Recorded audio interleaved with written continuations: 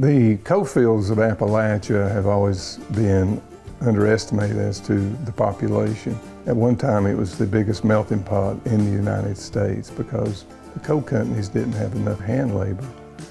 And they would recruit miners from East Europe, West Europe, and from the South. They would bring sharecroppers up.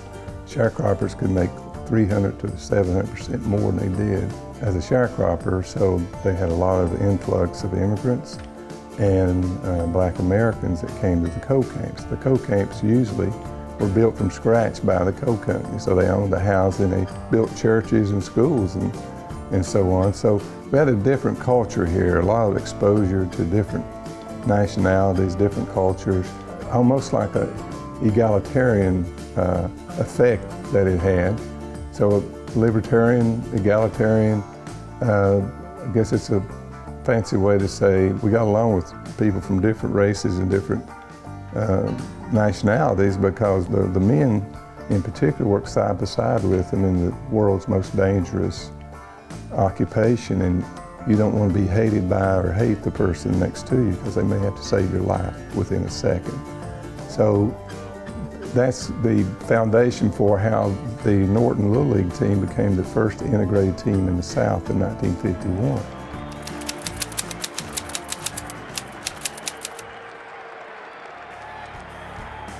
The coach got 4 civic groups to sponsor 4 teams. They were the only team west of the Blue Ridge, so they won the Western Division without leaving Norton, just playing each other. He had 3 black players. Eventually it came down to 2 black players.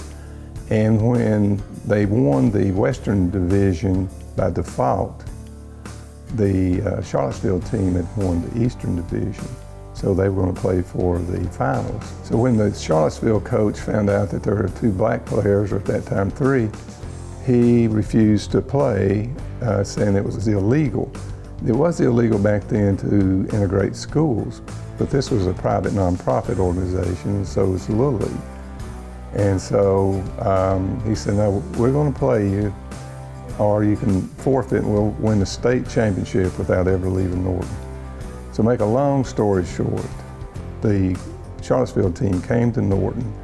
Norton residents and people around there just assumed that Charlottesville would win, so they had 1,500 people turned out for a pre-ball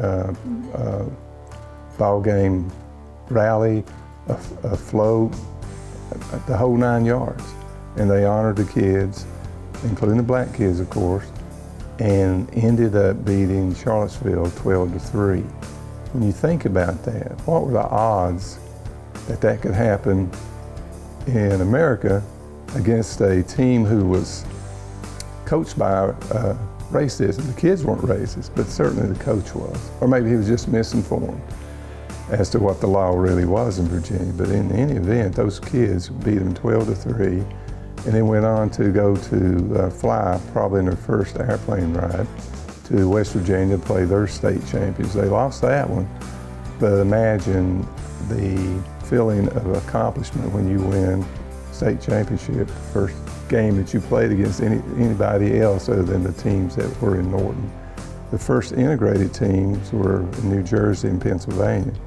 The first integrated team to win a state championship was Norton, Virginia.